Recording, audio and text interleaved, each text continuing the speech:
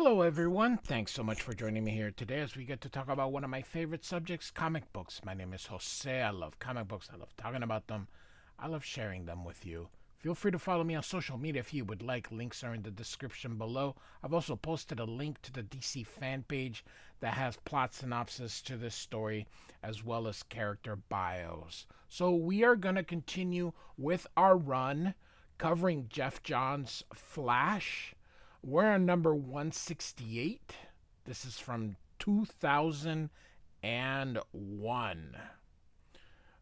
Cover by the one and only Brian Boland, who is just famous for these little hashes.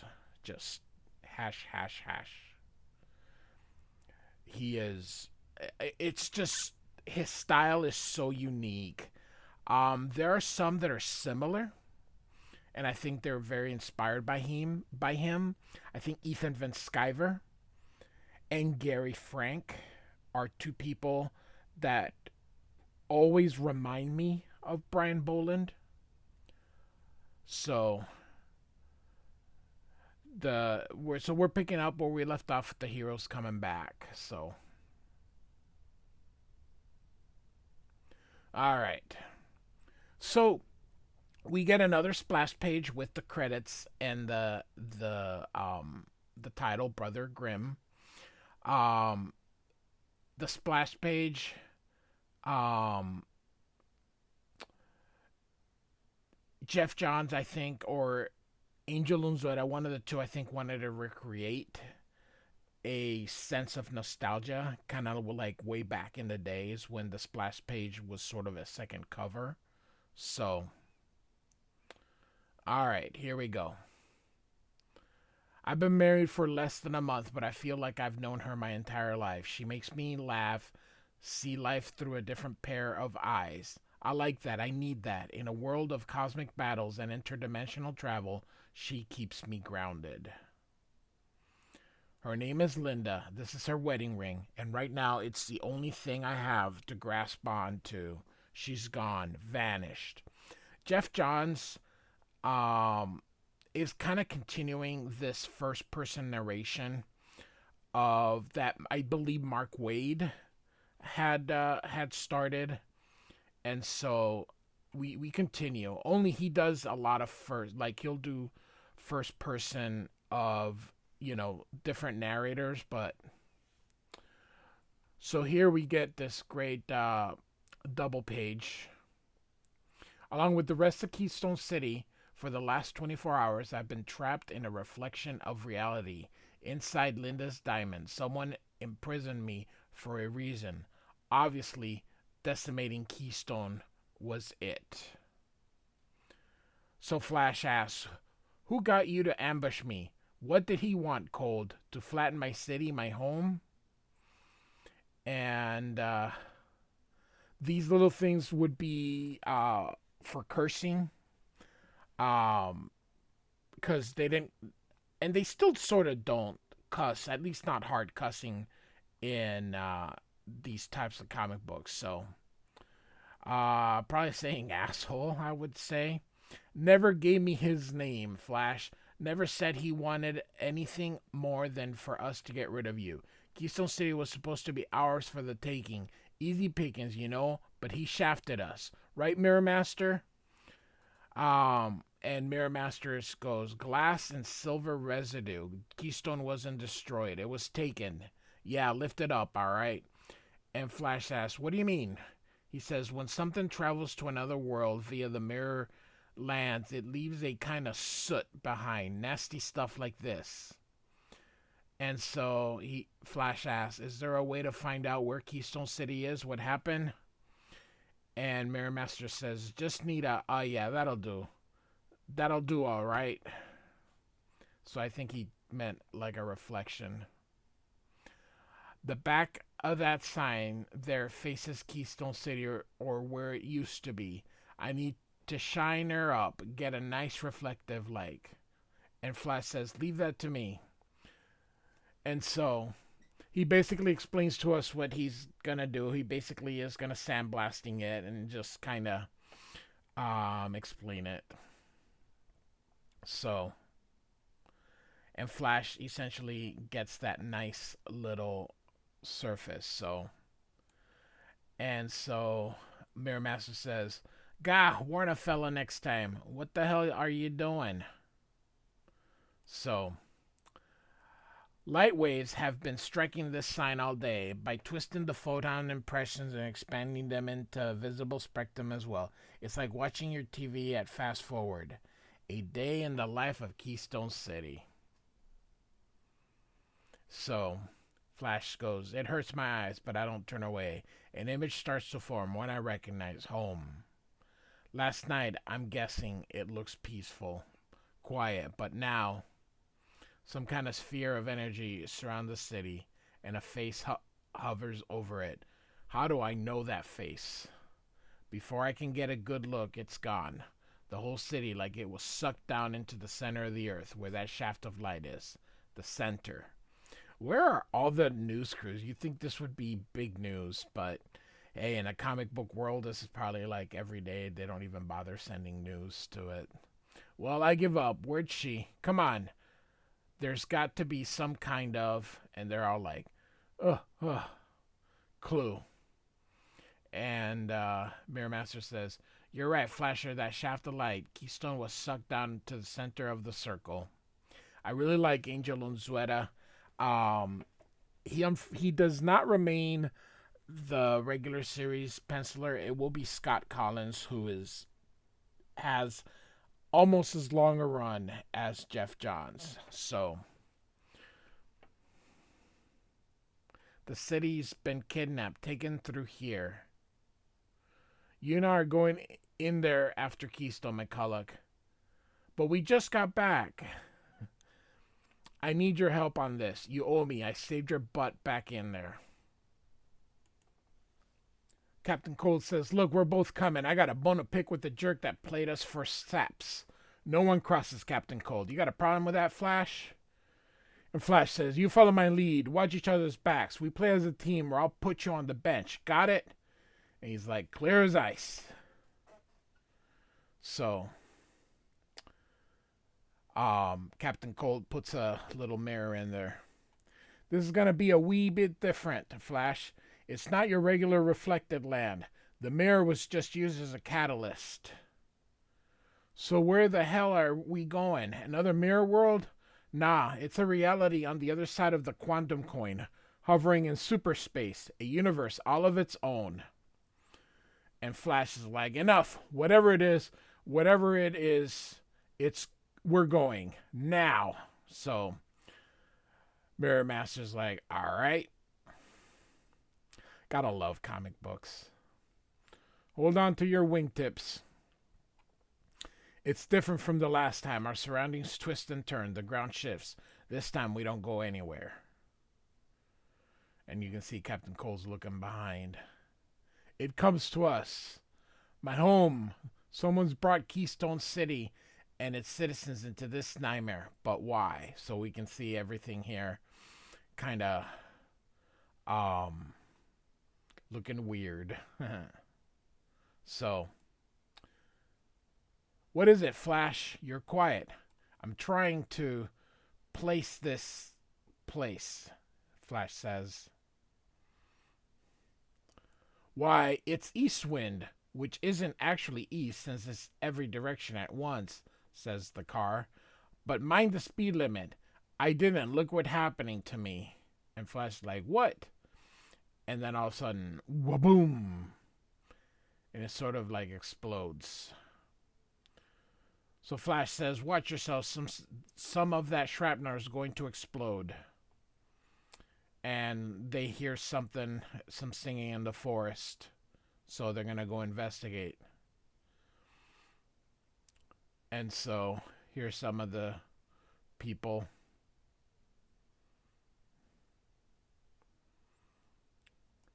And so it's one of the other villains, the Pied Piper. And Flash is saying, "What's going on?" And all of a sudden, they thought it was paint, but it's actual pig's blood. Poor pigs. So Flash asks Piper, "What are you doing?" And he says, the name's Pied Piper, and as to what am I doing, our king, well, he sends us off every morning to go to battle with the army of the Tim Reverend beyond the Black Forest there. But the problem is the king's already hey, he already killed them all. Every single one, but he just won't hear it. We'll just get strung right up if we don't come back with a few dents and a stain. So we're making our armor red. And Captain Cole is like, oh, this is rich. Someone's hypnotized him, made Piper more loony than he already was. The Mirror Master, looks like the king's controlling your people of Keystone. So Flash then says, he's obviously got a thing against me. This is my old Kid Flash symbol modified a bit. Kid Flash? Who's Kid Flash? I was. Did he say I was? He definitely said I was, as in him, not me. Who? Look, enough, Pied Piper. Do you know what your king has against Kid Flash? Who am I dealing with here? You want to know the great story, All of you listen to the tales of our blessed leader, the King of Eastwind, Brother Grimm. And so, we're finally going to find out what's been going on since the very first issue of Geoff Johns' story. So, here we go. Once years ago, our land of Eastwind was ruled by the most generous king this world had ever known. He cared for his people as much as the farmers cared for their crops. But one day, the great king was murdered, slain by his advisor, the Tin Reverend. The Reverend would soon take control of Eastwind, like the moon controls the tide, by force. A great army raged the land, slaughtering any who got in the Reverend's way. Led by Brother Nightingale, the captain of the Saddle Knights, they were undefeatable. But their path did come to an end, and there was no more villages to conquer. So the Reverend and Brother Nightingale turned their sights on another village. One Brother Nightingale's sons, Grim and Angnar, had stumbled upon using their flux machine. It was called Earth. Nightingale was proud of his sons, especially his eldest, Grim. One day he told them, you'll take over for me. You'll be a great warrior too, a warrior and a king. But unlike his brother, Grim did not wish to see more bloodshed. Already he had lost many friends. He had grown up with sons and daughters of farmers who were slain in the name of the Reverend. Grim did not want to be a warrior like his father. No, he would not. So Grim sent a warning to the heroes of this new village. Grim reached the greatest hero of the town, the Flash. Along with his squire, Kid Flash, and the elder statesman, the saviors journeyed to Eastwind to put a stop to the Reverend and Nightingale. The Flash and his friends fought the Tin Reverend, forcing him to flee to the dark end of the forest. Brother Nightingale was in prison, and the East Wind was free from terror. So grateful were the peasants, they made Grim their new king. But Grim was not sure he wanted to be king. He wished to be the greatest artist in Eastwind, not a ruler. Brother Nightingale cursed his son, Grim. How could you betray how could you betray what you will be? He cried.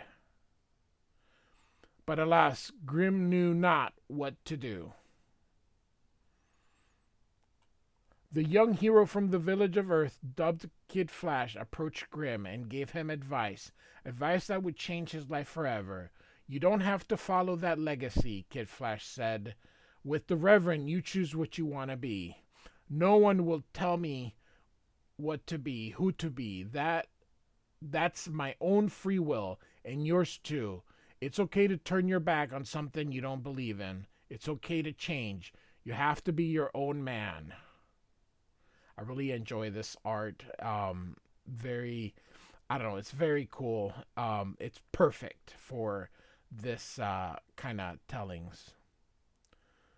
Grim felt much better, So strongly did the words reach him, and so desperately did he want to change, he followed Kid Flash's advice precisely. First, Grim relinquished his role as king. His younger brother Agnar would make a most fitting replacement, he thought. Agnar killed his father, Brother Nightingale. Then he ordered all the soldiers who fought by his side to be hanged. But Agnar didn't stop there. He slowly turned into his father. Again, Eastwind was in peril, its people living in fear. If only Grim hadn't turned his back on his legacy, if he hadn't listened to that Kid Flash, he would have kept his crown. Eastwind was his responsibility. Now, people were dying. A new great war broke out, brother against brother. Grim got his crown back, and you can see here he beheads him. Then Grim discovered the unthinkable. Kid Flash was a hypocrite, taking the legacy of the Flash for himself, not being his own man. He told me to be myself, Grim cried, yet now he embraces what his master was. Grim knew he had been betrayed, fed lies that cost him his family, his people, and his kingdom. So he sought out a new kingdom. And so finally, Flash goes, I remember Grim, but he has the facts all wrong. He twisted my words. And Pied Piper says, that's what advice is for, to be twisted into what you desire. So Captain Cold says, what now? And he says, I need to talk to this brother Grim. Where is he, Piper? I'm here. On your knees, peasants. Royalty is present. And you can see here we have Jay Garrick, the Flash. This is a very neat, I love this splash page. Awesome.